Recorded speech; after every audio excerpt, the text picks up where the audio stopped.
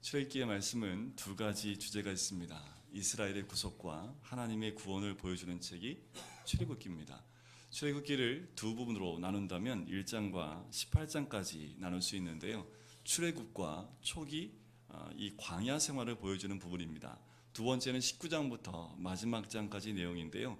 이스라엘 백성과 맺은 언약 체결, 그리고 율법 수요 및 성막 준수, 완공, 이것이 후반부에 나오는 주 핵심의 내용입니다. 이 출애굽기의 주제 장절은요 19장 5절과 6절인데 우리 같이 한번 보실까요? 같이 출애굽기 19장 5절과 6절 한번 펴보시겠습니다.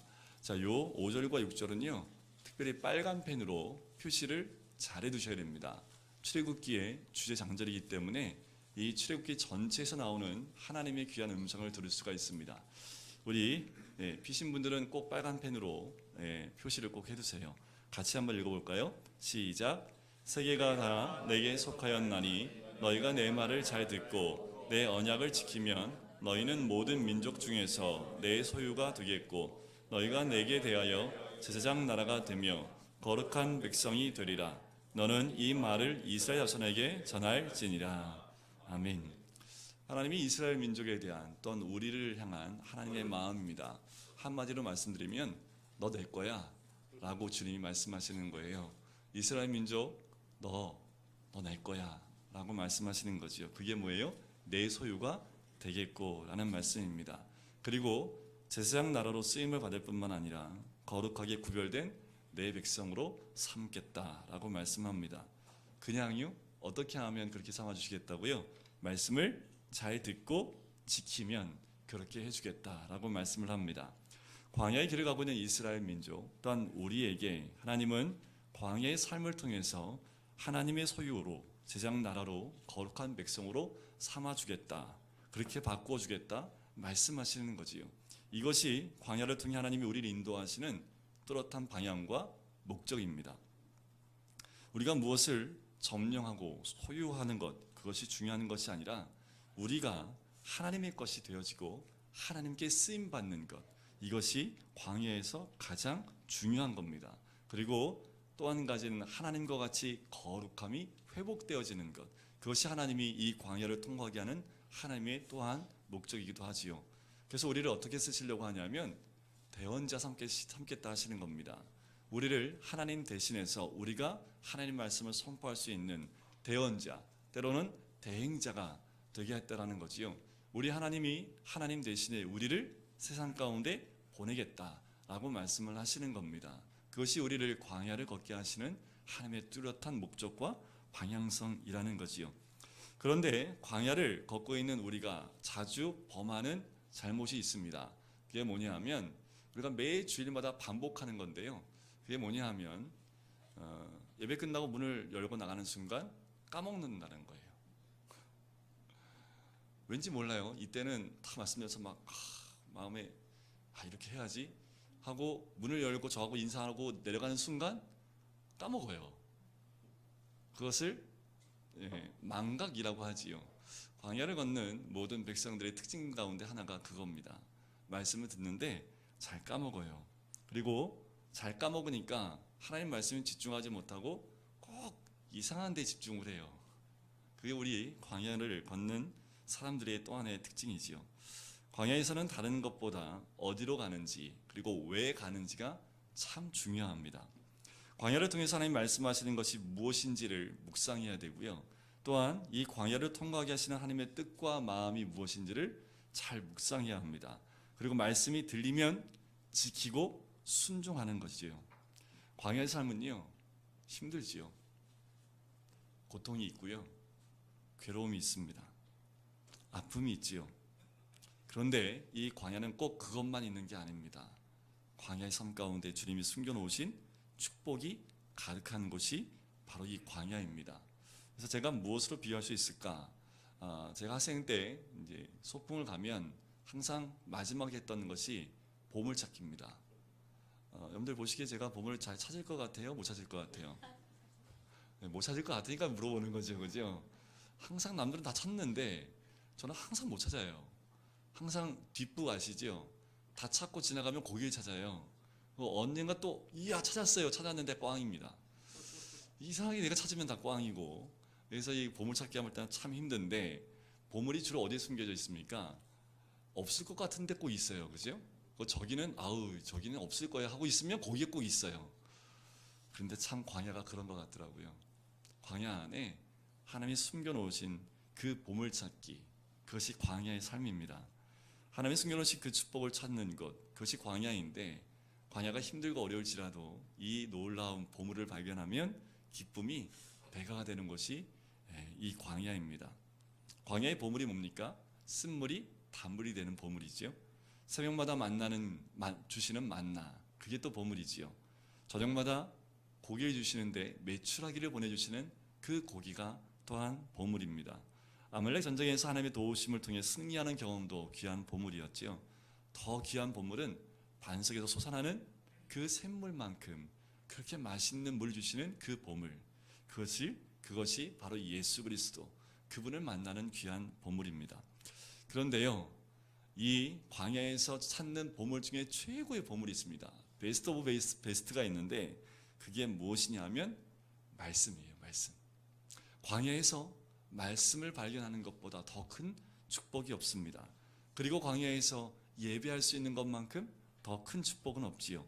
하나님 만날 수 있는 성막을 하나님이 주셨기 때문에 그 성막을 만나는 것보다 더 큰 축복이 없는 줄 믿습니다.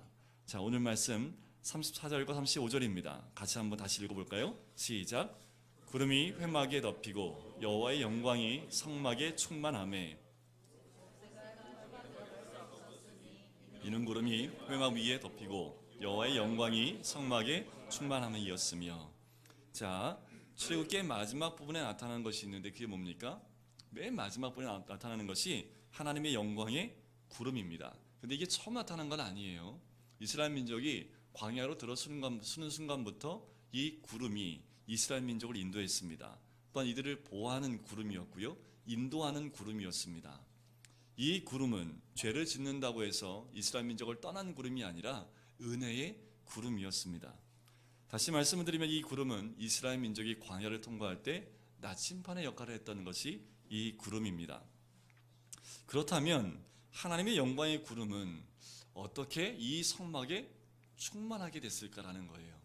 여태까지 인도함을 하다가 성막이 지어졌을 때 어떻게 이 성막 가운데 여호와의 영광의 구름이 가득했을까? 두 가지가 있습니다. 이 두 가지가 성막 가운데 하나님의 영광이 임하게 했다는 거죠. 그 첫 번째가 뭐냐면 첫 번째가 나오는 부분이 있습니다. 그것은 39장에 나오는데요.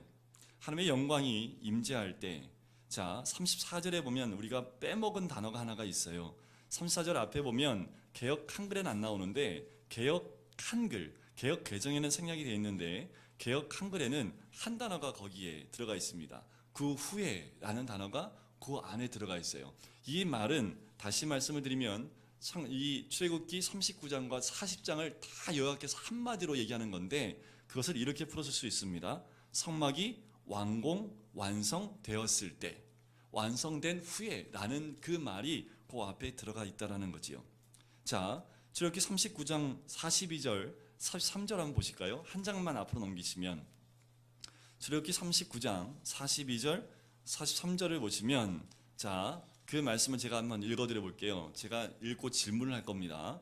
여호와께서 모세에게 명령하신 대로 이스라엘 자손이 모든 역사를 마침에 모세가 그 마친 모든 것을 본즉 여호와께서 명령하신 대로 되었으므로 모세가 그들에게 축복하였더라.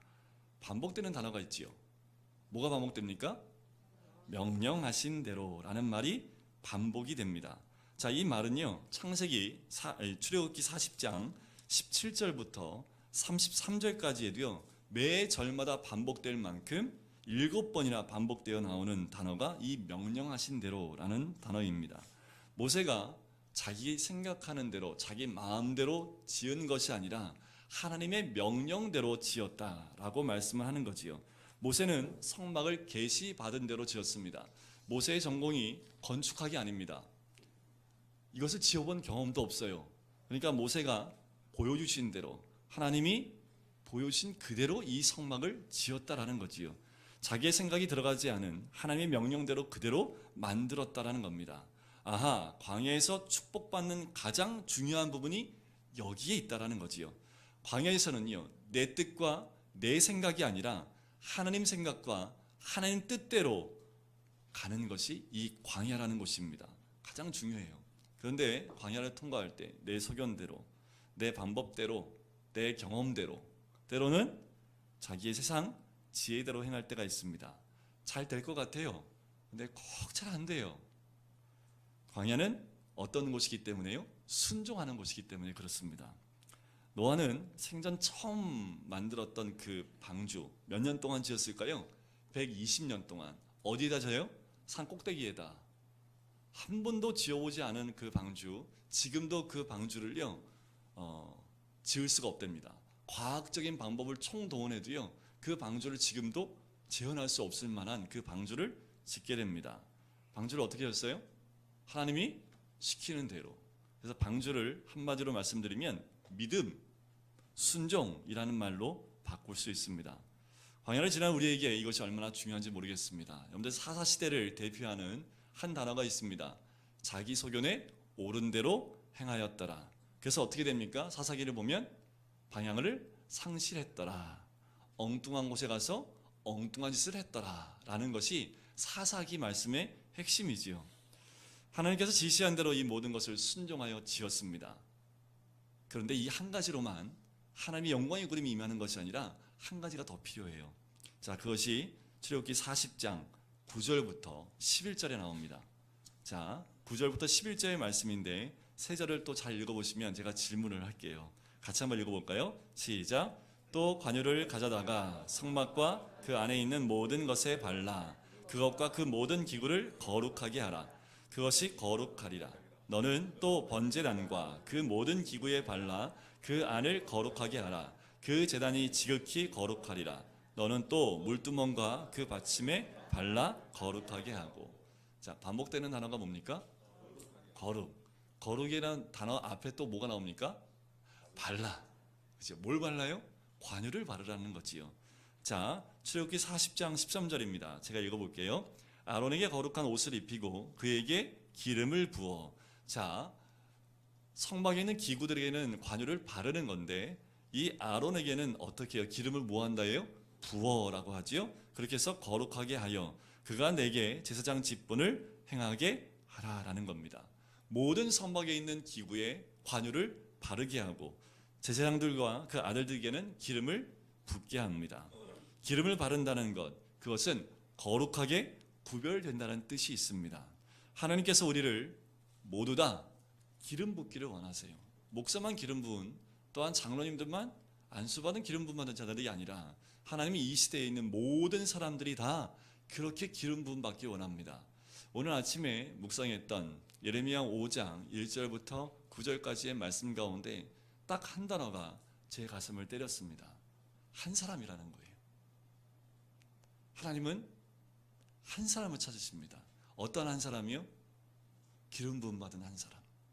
그 한 사람으로 이 시대를 변화시킬 수 있고 이 시대에 오는 재앙을 막을 수 있기 때문에 그렇습니다. 우리 하나님 많은 사람 찾지 않아요. 누굴 찾는다고요? 한 사람입니다. 그 한 사람이 누굽니까? 한 사람이 누구예요? 한 사람이 누구예요? 저죠. 다 이렇게 하셔야지요. 나입니다. 그지요? 지금 여기 있는 모든 분들 다 하나님 찾는 그 한 사람이 되셔야 된다는 거지요. 하나님 쓰시기에 합당하도록 거룩하게 그리고 구별되는 것, 그것이 하나님의 뜻입니다. 순종과 기름 부음의 내용이 39장과 40장에 있습니다. 이 일이 다 끝난 이후에 오늘 본문의 38절 말씀에 여호와의 영광의 구름이 가득 임하는 사건이 나오게 된다는 거지요.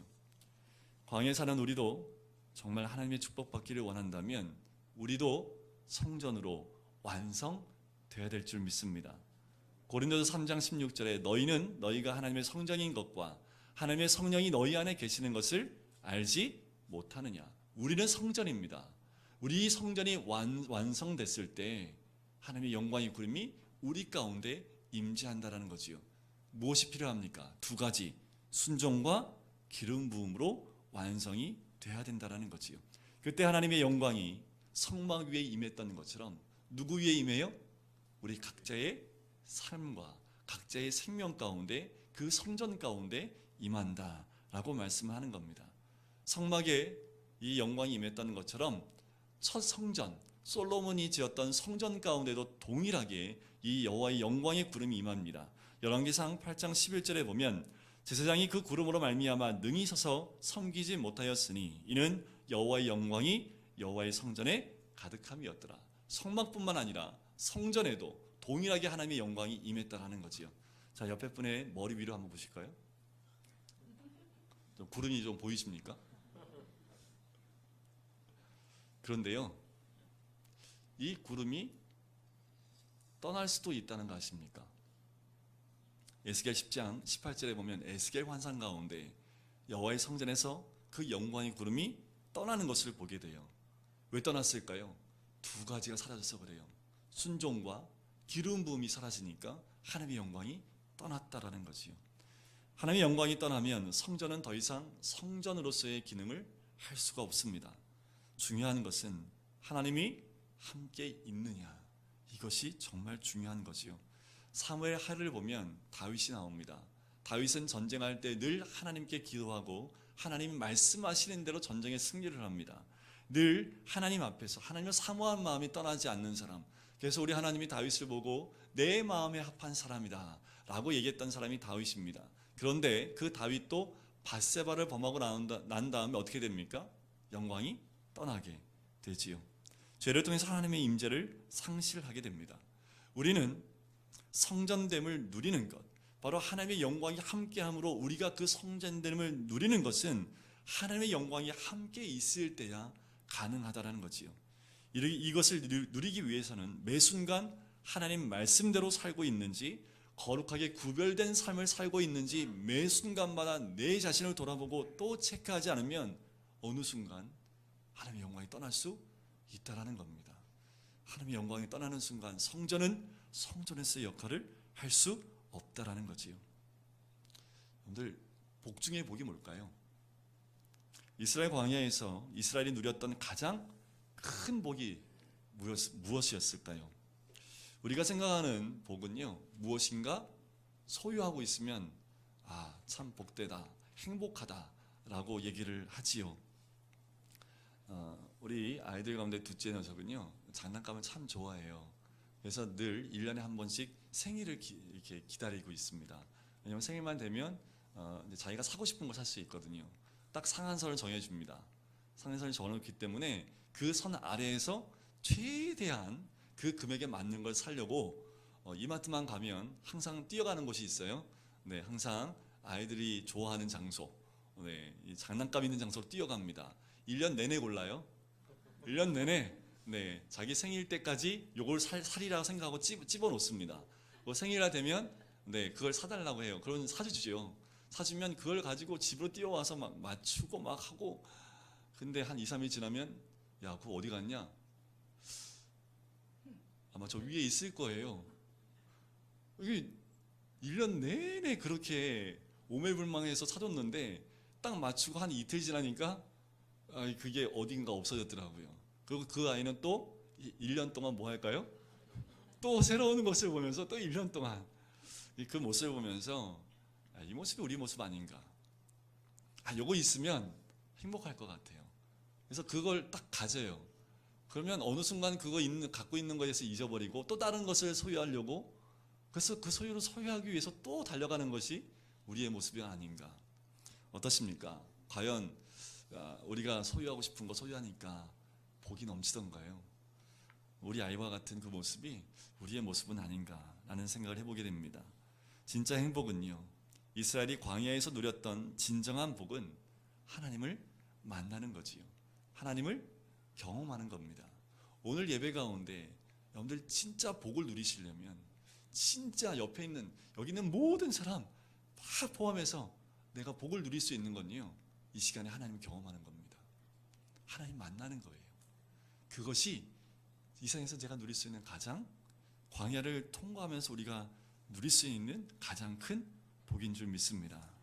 진정한 행복은 무엇을 소유했느냐에 있는 것이 아니라 누구와 함께 있느냐에 있는 겁니다. 우리는 누구와 무엇과 함께 있을 때 가장 행복을 느끼십니까? 여러분들 무엇을 가지고 있을 때, 또한 누구와 함께 있을 때 가장 큰 행복을 누리십니까? 우리에게 가장 큰 행복은 하나님과 함께 있는 것, 하나님을 경험하는 것, 그것인 줄 믿습니다. 이 말씀을 그래서 준비하면서요, 이런 기도를 했어요. 하나님, 예배에 나오신 우리 모든 성도님들, 이 복을 누릴 수 있도록 이곳이 하나님의 영광이 가득 임재하는 그 예배당이 될 수 있도록 인도해 달라고 그런 기도를 했습니다. 또 우리가 그런 기도를 해야 되지 않을까라는 생각이 들어요. 제가 이 말씀을 묵상하고 기도하면서 한 분이 떠올랐습니다. 제가 1:1 제자 양육을 할 때 저에게 양육을 해줬던 온누리교회 한 안수 집사님이 계세요. 참 인품이 좋으시고요, 참 16주 동안 만나면서 목사인 제가 참 도전을 많이 받았던 그 집사님이신데, 그분이 하루 이런 고백을 하더라고요. 자기가 원래 온누리교회 교인이 아니었답니다. 자기가 참 사업을 하다가 정말 힘들고 어려운 시절을 지날 때 자녀들과 가족들은 다 지방에 있고 자기 혼자만 이제 서울로 올라온 거예요. 올라와서 예배를 드려야 되는데 어디를 갈까 생각하다가 이제 온누리교회를 가게 됐답니다. 한 30분 전에 일찍 도착했대요. 아무도 없죠. 30분 전이니까. 그런데 그 자리에 뒤에 한 자리에 앉아서 딱 자리에 앉는 순간부터 눈물이 나기 시작하더래요. 그 눈물이 예배가 끝나는 날, 그날 그 시간까지 끊임없이 흘러내리더래요. 참 이상하다. 왜 이렇게 눈물이 날까? 그 다음 주에도 또 30분 전에 와서 앉는데 또 눈물이 흐르기 시작했답니다. 마치는 그 시간까지 눈물이 흐르는데, 그 눈물은 하나님이, 그 집사님이 주셨던 눈물, 하나님의 성령의 임재를 느끼면서 하나님이 주신 그 눈물이었다는 것을 깨닫고요, 그 시간에 바로 교회에 등록을 하고 그 순간부터 그 교회에서 행하는 모든 훈련 프로그램을 가장 짧은 시간에 모든 것 다 내려놓고 받기 시작을 하셨답니다. 저도 온누리교회 한 2년 다녀봤는데요, 온누리교회에서 훈련을 받으려면요, 모든 것 다 내려놓고 훈련만 2년 꼬박 받아야지, 2년 동안 받아야지 다 받을 수 있습니다. 아무것도 안 하고 훈련만 받으면. 그 집사님이 그거를 다 받으셨다라는 겁니다. 그 말씀을 들으면서 기도해야겠다, 더 기도해야겠다. 우리 성도님들 이 자리에 그냥 앉는 순간부터 눈물이 터질 수 있도록 기도해야겠다. 아직 기도 응답이 안 됐어요, 제가.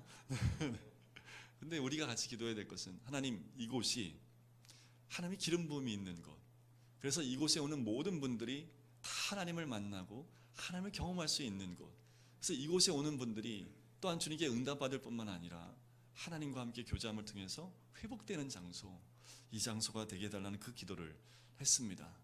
우리 모든 성도님들이 그런 기도가 함께 있어야 될 줄 믿습니다. 우리 36절과 37절을 같이 한번 읽어볼까요? 시작. 구름이 성막 위에서 떠오를 때에는 구름이 떠오르지 않을 때에는 떠오르는 날까지 발행하지 아니하였으며. 자, 광야에서 축복받는 삶의 비결, 그리스도인의 삶의 비결이 이 두 절에 요약되어 있습니다. 그리스도인이 어떻게 살아가야 될까요? 구름이 떠오르면 장막 걷어야지요. 그리고 구름이 움직이면 장막 가지고 따라가야지요. 구름이 가다가 멈춰요? 그러면 서야지요. 그리고 거기에 서 있으면 어떻게 해요?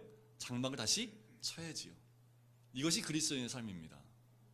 구름이 움직이면 따라가고, 구름이 멈췄으면 그냥 거기에 서 있는 것, 그것이 그리스도인의 복된 삶이거든요. 사실 이 구름 기둥은 이곳에 처음 나온 것이 아니죠. 아까도 말씀드렸지만 출애굽할 때부터 이미 이들을 인도했던 그 구름입니다. 이 구름은 인도할 뿐만 아니라 보호하는 구름이었습니다. 이 구름은 바로 예수님과 같습니다. 예수님은 우리에게 이렇게 말씀하셨습니다. 나는 길이요 진리요 생명이라. 예수님을 보면 길이 열리고 진리를 손에 잡을 수 있습니다. 예수님을 보면 생명이 우리 안에서 다시 살아나는 것을 느끼는 경험을 하게 되는 거지요. 예수님 말씀이십니다. 말씀이 육신이 되어 우리 가운데 임하셨기 때문이지요. 구름을 따라, 구름 기둥을 따라간다는 것은 곧 말씀을 따라간다는 것과 같습니다. 광야 같은 세상 가운데 무엇의 인도를 받아야 합니까? 그것은 말씀 외에는 없다라는 거지요. 말씀 안에 생명이 있고 또한 말씀 안에 빛이 있기 때문에 그렇습니다. 자, 우리 마지막 절 38절에 같이 한번 읽어보겠습니다. 시작. 낮에는 여름에 여호와의 구름이 성막 위에 있고 밤에는 불이 그 구름 가운데 있음을 이스라엘의 온 족속이 그 모든 행진하는 길에서 그들의 눈으로 보았더라. 자, 낮에는 여호와의 구름이 광야의 뜨거운 빛을 가려주고 더위를 막아줍니다. 밤에는요, 그 구름에 불이 있습니다. 그래서 일교차가 심한 그 광야 가운데 밤에는 따뜻한 온기를 주는 것이 이 구름 기둥입니다. 자, 구름 기둥 위에 뭐가 있는 걸 밤만 되면 열선이 깔리는 거예요. 여러분들 겨울에 음식점 가면 대기하는 곳에 보면 이 위에서 이게 팬이 이게 뜨거운 열이 나오게 하는 거 보신 적 있으신가요? 이 불기둥이 그 역할을 하는 거거든요. 하늘 위에서요 뜨뜻한 열선이 내리쬐서 한밤의 추위를 막아주는 것, 그것이 불기둥이 하는 역할이었습니다. 이들이 낮에는 뭘 봤다고요? 구름 기둥이요, 그지요? 밤에는 뭘 봤다고요? 불기둥을 봤답니다. 광야의 축복 중에서 가장 좋은 것, 하나님을 볼 수 있다라는 거예요. 광야에서 늘 이 구름 기둥만 바라보고 따라갈 수 있다라는 거지요. 근데 무엇을 바라보고 계십니까? 어떤 것을 보고 어떤 것을 바라보며 살고 계십니까? 광야에서의 가장 큰 축복은요, 다른 거 안 보고 우리 주님만 바라볼 수 있다는 것이 가장 큰 축복인 줄 믿습니다. 그래서 38절 맨 끝에 보면 그들의 눈으로 보았더라. 우리의 눈으로 보았더라 라는 거지요. 말씀을 정리하면서 초반에 말씀드렸던 보물찾기를 다시 한번 생각해 보았으면 좋겠습니다. 우리의 삶은 어쩌면 광야 같은 삶 속에서 이 보물을 찾는 것 같다라고 말씀을 드렸지요. 과연 하나님은 어떤 보물을 숨겨 놓으셨을까요? 여러분들 우리 옆에 분을 한번 보시고 보물 찾았어? 왜요? 한번 물어보세요. 보물 찾았냐고. 여러분들 보물 찾으셨습니까? 우리 다 광야 같은 인생 살고 있지 않습니까? 그죠? 그러면 하나님 주신 이 놀라운 이 보물 찾아야 되지 않습니까? 여러분들 보물 찾으셨습니까? 여러분들 잘 모르시는데 다 찾으셨어요. 근데 때로는 이게 보물인지 모르고 있다라는 거지요. 그 보물이 뭘까요? 바로 예수 그리스도입니다. 그거 외에는 더 큰 복, 더 큰 보물이 없지요. 왜요? 광야에서 만났던 반석은 누구를 의미합니까? 예수 그리스도. 만나는 생명의 떡이신 예수 그리스도를 의미합니다. 구름 기둥과 불 기둥도 예수 그리스도를 보여주는 거지요. 광야는요 예수 그리스도를 만나는 곳입니다. 옆에 분에게 다시 한번 얘기할까요? 예수님 만나는 곳이래. 제가 이따 오후에도 광야 세미나 할 텐데 이것만 생각하시면 광야 세미나 핵심입니다. 광야는 누구 만나는 곳이라고요? 예수님 만나는 곳. 광야는 누굴 보는 곳이라고요? 예수님 바라보는 곳. 그거 외에는 아무것도 없는 곳이 광야입니다.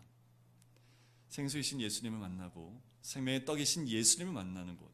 광야는 예수를 만나지 않으면 살 수 없는 곳, 그것이 바로 광야입니다. 여러분들 잘 살고 계세요? 예수님 안 만났는데도 잘 살고 계세요?